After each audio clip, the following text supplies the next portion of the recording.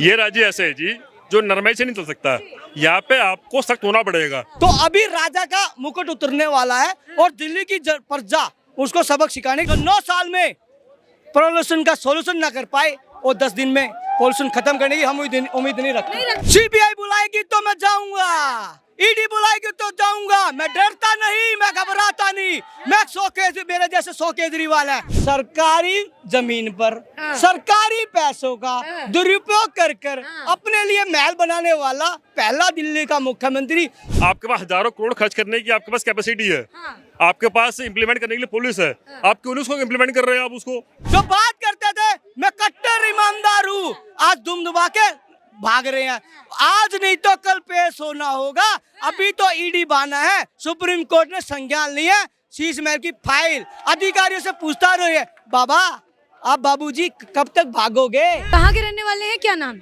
मेरा नाम दीपक है। दीपक है, कहाँ के रहने वाले? मैं करनाल से हूँ, हरियाणा से। हरियाणा से।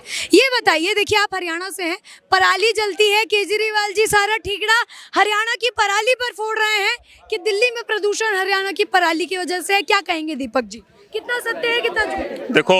देखो मैं अगर अपनी देशी भाषा में बोलूंगा ना तो हमारे गांव में कहावत है क्या? कि जब बत्ती बुझती है ना, बत्ती बुझा करा, जब बत्ती बुझा कर करा करा वो, तो आज बत्ती कर कर रही है।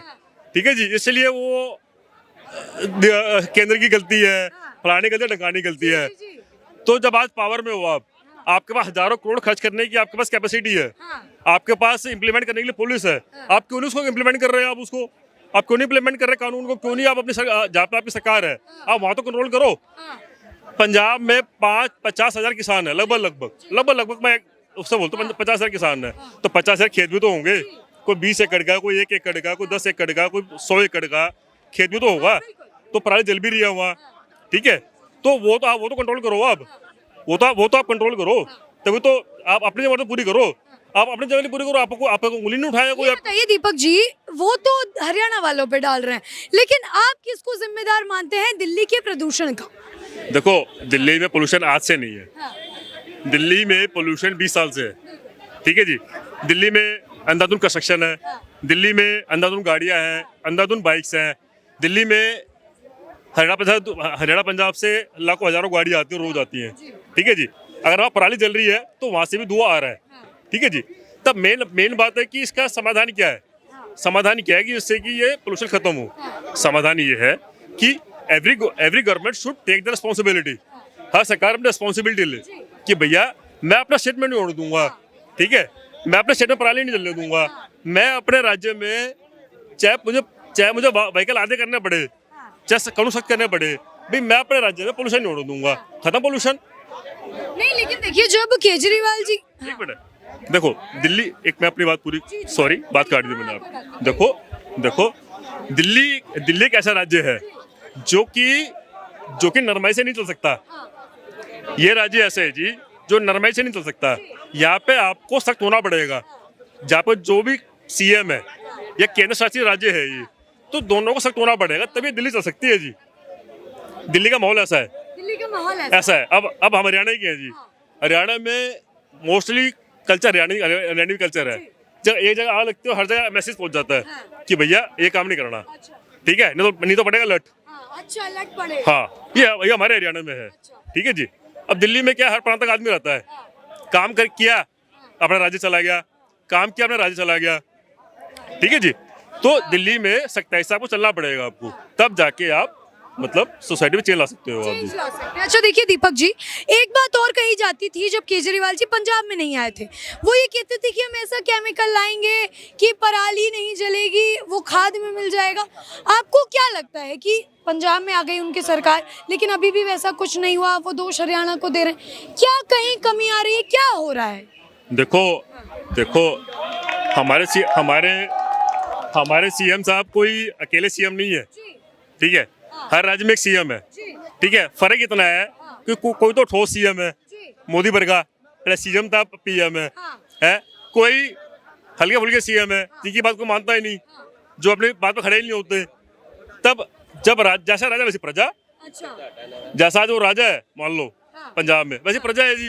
कहने का अर्थात क्या है, क्या कहना चाहते हैं? जैसी राजा वैसा प्रजा, क्या मतलब है इस बात का? देखो मतलब तो खुल के बताया नहीं जाएगा हर बात का जी। क्यों?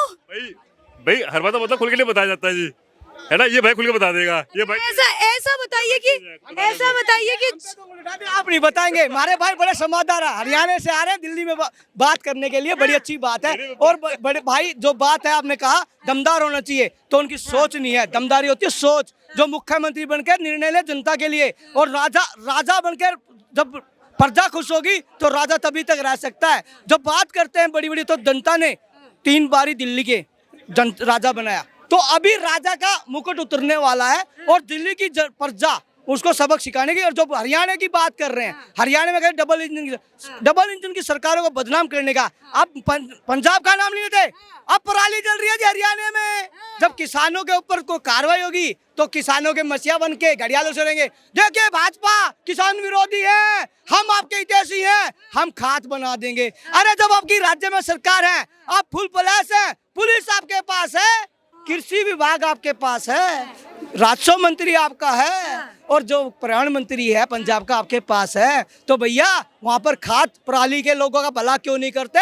वहाँ पर घड़ियाले अशुभ क्यों रो रहे हो? अच्छा ये बताइए भारद्वाज जी, चलिए पराली का समाधान नहीं निकला, लेकिन जैसा मैंने पहले कहा कि ऑड इवन जो है वो लागू किया गया है, लगता है आपको ये ऑड इवन से अब जो है प्रदूषण वो कंट्रोल में आ जाएगा? इनकी सोच है, ये जो पर्यावरण मंत्री आज ऑड इवन लागू कर रहे हैं, प्रधानमंत्री नहीं मुख्यमंत्री, पर्यावरण मंत्री गोपाल राय जी, ये अपने आप पे लागू करेंगे ऑड इवन, अपने विधायकों पर लगाएंगे ऑड इवन। जनता तो स्वीकार कर रही है, जनता ने 8 साल पहले भी स्वीकार किया था।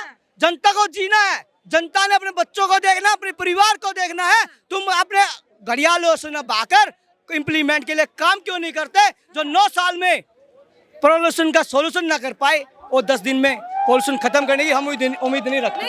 अच्छा भारद्वाज जी ये बताइए, देखिए ईडी ने समन भेजा था, लेकिन वो गए नहीं, वहां जाने के बदले एमपी निकल गए रैली करने के लिए। क्या समझा जाए कि केजरीवाल जी इधर उधर भाग रहे हैं ईडी से क्योंकि उनको पता है कि उनका नंबर आ गया है, या वाकई में उनको 5 राज्यों के चुनावों की चिंता है? सीबीआई बुलाएगी तो मैं जाऊंगा, ईडी बुलाएगी तो जाऊंगा, मैं डरता नहीं, मैं घबराता नहीं। मैं मेरे जैसे 100 केजरीवाल है, दुम दुबा के प्रचार में भाग गए। जो बात करते थे मैं कट्टर ईमानदार हूँ, आज दुम दुबा के भाग रहे हैं। आज नहीं तो कल पेश होना होगा। अभी तो ईडी बहाना है, सुप्रीम कोर्ट ने संज्ञान लिया, शीश महल की फाइल अधिकारियों से पूछता रहे, बाबा आप बाबूजी कब तक भागोगे, कहाँ बचोगे? चलो चुनाव प्रचार 15 दिन के हैं, उसके बाद तो पेश होना पड़ेगा बाबा। ए मेरे प्यारे भाई, आज ना तो कल तो आना पड़ेगा, जवाब देना पड़ेगा। अरे जो मैं जवाब दूंगा, मैं इतना ईमानदार हूँ, मैं तो घड़ियाली आंसू बहा के नहीं चलता, मैं जनता का बच्चा हूँ, ईमानदार बेटा हूँ। कहाँ गई ईमानदारी? लग रहा है अगला नंबर उनका है, जाने वाले हैं वो। देखिए मैं कैसे कह दूं, अभी तो ईडी संज्ञान ली है, सुप्रीम कोर्ट ने फाइल खंगा लिया है, पहला मुख्यमंत्री है सरकारी जमीन पर सरकारी पैसों का दुरुपयोग कर अपने लिए महल बनाने वाला पहला दिल्ली का मुख्यमंत्री कोर्ट में पेश होगा। कहाँ? वो सुप्रीम कोर्ट में। और दिल्ली के मुख्यमंत्री थे, दिल्ली के हित के लिए, दिल्ली के लोगों के लिए सुप्रीम कोर्ट में खुद जाते थे और दिल्ली के हक की लड़ाई लड़ते थे। तो इनकी करनी कथनी फर्क है, जनता समझ चुकी है। आप बार बार इसका नाम लोगे, ये फेमस होने वाला, जितना फेमस होना था हो चुका, अब जनता इसका बट्टाधार करेगी। ठीक है भारद्वाज जी, बहुत बहुत धन्यवाद। तो देखिए ये मेरे साथ जो है दिल्ली की आवाम थी, जिन्होंने केजरीवाल के मुद्दे पर, अर्थात जो ये प्रदूषण की कहर दिल्ली पर बरस चुकी है, या दिल्ली जो इस वक्त गैस चैम्बर बन चुकी है, उस पर मैंने दिल्ली की जनता की राय जानी। आपको क्या लगता है? अपनी राय कमेंट सेक्शन में अवश्य बताएं। बहरहाल अभी के लिए इतना ही, मुझे अपूर्वा चौधरी को इजाजत दीजिए, अगली वीडियो में मिलूंगी। बहुत बहुत धन्यवाद। जय हिंद, जय भारत।